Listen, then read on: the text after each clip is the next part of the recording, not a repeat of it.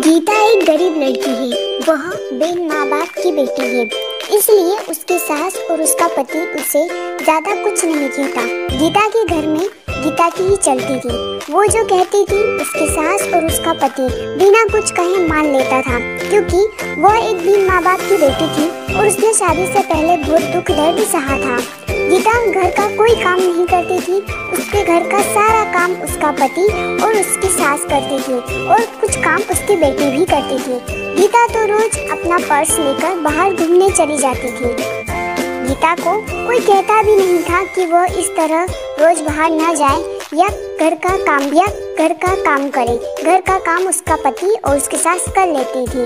लेकिन एक दिन उसके पति को उसकी सास ने कहा कि बेटा गीता ना रोको टोको तो उसको समझाओ कि इस तरह रोज बाहर जाना सही नहीं होगा।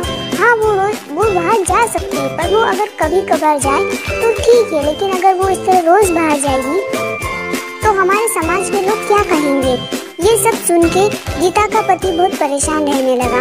उसे समझ ही नहीं आता था कि वो करे तो क्या करे। अगर वो गीता को कुछ कहता था तो गीता नाराज हो जाती। उसे समझ ही नहीं आता कि वो करे तो क्या करे। वो गीता को कुछ ज्यादा बोल भी नहीं सकता था और वो न ही माँ की बात टाल सकता था। इसी तरह गीता रोज अपने ससुराल वालों को कुछ न कुछ कहती रहती। घर में कुछ भी करना हो गीता की ही चलती थी। वो अपने पति और अपनी सासू को बहुत बातें सुनाती थी। अगर उनसे कोई काम ठीक से नहीं होता तो भी वे उन्हें डांट लगाती थी। फिर भी उसका पति और उसकी सास चुपचाप उसकी सारी बातें सुनते रहते थे, ये सोचकर कि कभी न कभी गीता को एहसास होगा कि वो जो व्यवहार करती है वो सही नहीं है। हम उसे लाड़ प्यार करते हैं, इसका मतलब ये नहीं कि वो हवा में उड़ने लगे। पर ये बात कभी उसके ससुर ने और उसके पति ने उसके मुंह पर नहीं कही। उन्हें सिर्फ इसी बात का विश्वास था कि कभी न कभी उसे इस चीज का एहसास होगा। एक दिन ऐसे ही गीता अपनी सहेली रश्मि से मिलने जाती है। वो दोनों काफी दिनों के बाद मिलती है। रश्मि उसको सारी बातें बताती है कि कैसे उसकी सासू उस पर अत्याचार करती है और उसका पति भी उसकी सास की मदद करता है, उसे कुछ नहीं कहता। उसकी सास उसके पति को उसके खिलाफ भड़काती भी रहती है। वो चाहे कितना भी काम कर ले, कितनी भी अच्छी तरीके से घर की सारी साफ सफाई करे, सारा काम करे, फिर भी उसकी सासू उसमें नोकझोंक निकाली देती थी और उसका पति भी उसकी माँ का साथ देता था। जब ये बात रश्मि ने गीता को बताई तो गीता को एहसास हुआ कि वो तो अपने पति और अपनी सासू के साथ इतना बुरा व्यवहार करती है, घर का कोई काम नहीं करती, फिर भी उसकी सासू और उसका पति उसे कुछ नहीं कहता। वो उन्हें बार बार छोटी छोटी चीज़ों के लिए हजारों बातें सुनाती है, फिर भी उसके सासू ने उसे कभी नहीं डांटा। ये सुनकर गीता को अपनी गलती का एहसास होता है और वह घर जाकर अपनी सासू के सामने रोने लगती है।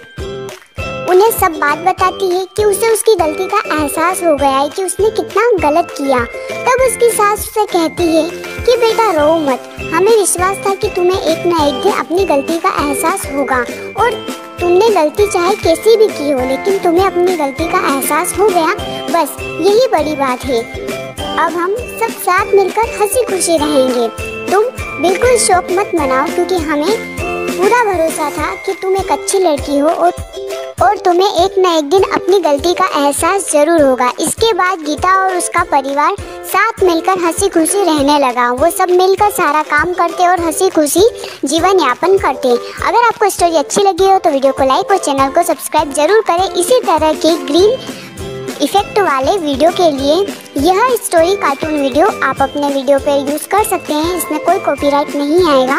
हाँ, मेरी जो इसमें आवाज़ है, मेरा जो साउंड है, मेरा जो म्यूज़िक है, उसको आप हटा दीजिएगा, या तो अपना रिकॉर्ड करके उसमें डाल दीजिएगा या फिर कोई म्यूज़िक ऐड कर दीजिएगा, तो उसमें कॉपीराइट नहीं आएगा। आप सभी का दिल से धन्यवाद।